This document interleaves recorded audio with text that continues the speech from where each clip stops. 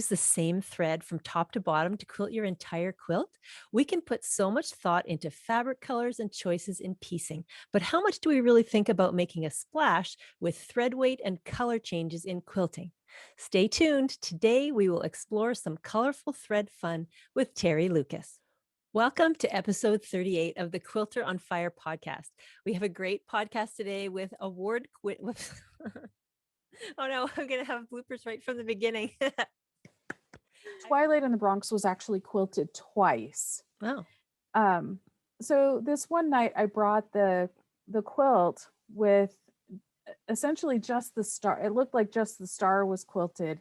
And all around it, I had done this really dense, very detailed quilting in black thread. Okay. And this night at mini group, we were getting ready to go, and one of the ladies sat down beside me and she goes, "Teri, you're hiding your quilting." Oh, interesting. And I kind of went, "What do you mean?" She goes, "Every one of us thought that the back was the front." Oh. And she goes, "You've done such rich quilting on there, but you can't see it." Mhm. And I went, "Okay." So I did what any normal quilter would do. I went home and I took out my seam ripper.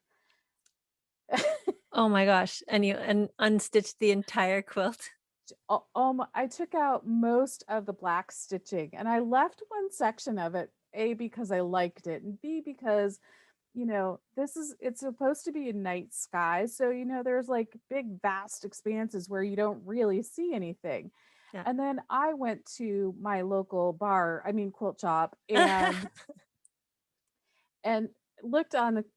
looked at the thread website or whatever distributor she was using and picked 3 colors of thread and bought it all and got it home and started quilting, and it became what it looks like now. And at one point I was quilting it on a retreat at a friend's house, and she handed me a spool of copper thread and she goes, "This needs this." And I went, "Okay." So I started adding the copper thread, and A, she was right, and B, it really did kind of make a little bit of a dynamic sparkle in the Wow. quilt. So That must have taken you forever to unpick that entire quilt.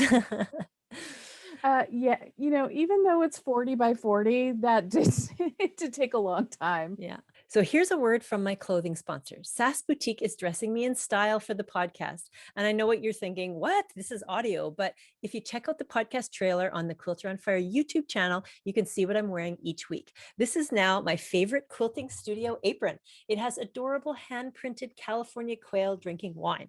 It's perfect for throwing over your clothes so you don't find yourself running an errand later and you're covered in bits of thread. Each apron is one of a kind, hand-printed, and there's a wide selection of colors and prints to choose from.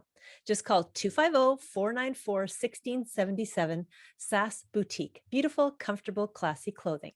Did you like this trailer? Hit that subscribe button to get the new podcast trailer every week, and click on the link in the description below to listen to the full podcast.